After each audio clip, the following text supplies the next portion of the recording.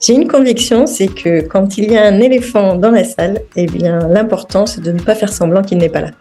En fait, dans ma vie, je m'attache à rendre l'implicite explicite, en fait, à y voir clair, car le passage à l'acte, selon moi, n'a de vertu que s'il est fait en conscience de ce qui est là. Et ça, c'est valable dans ma vie perso, dans mon activité professionnelle, et il me semble que c'est une règle universelle pour pouvoir enclencher un mouvement plus vertueux, des leviers de croissance plus vertueux. Bonjour, je m'appelle Cécile et je suis harmoniste d'entreprise. Ce qui m'a plu, d'abord, c'est une méthodologie qui permet justement de rendre explicite ce qui est implicite. Et j'aurais vraiment aimé avoir cet outil à disposition quand j'étais moi-même dirigeante de ma propre boîte. En fait, la culture, c'est assez impalpable, c'est difficilement évaluable. Donc, c'est un outil très précieux pour cela. Et puis, c'est aussi un collectif animé par les mêmes valeurs, les harmonistes.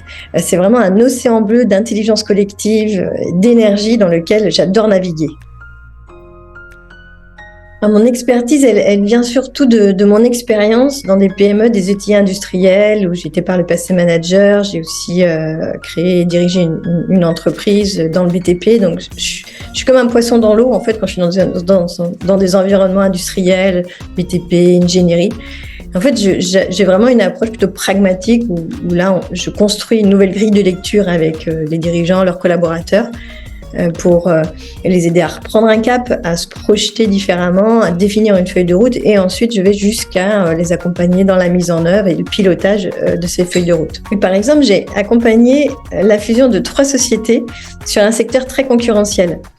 Alors on a déroulé la culture map, le culture book, et on est en train de lancer le culture team. Donc, ils savaient que 50% des boîtes qui fusionnent aujourd'hui ne délivrent pas les résultats attendus justement en raison de freins culturels. Et ça m'a vraiment fait très plaisir quand ils m'ont dit qu'ils se sentaient rassurés, qu'ils étaient contents de ne pas y être allés la fleur au fusil, comme ils disent.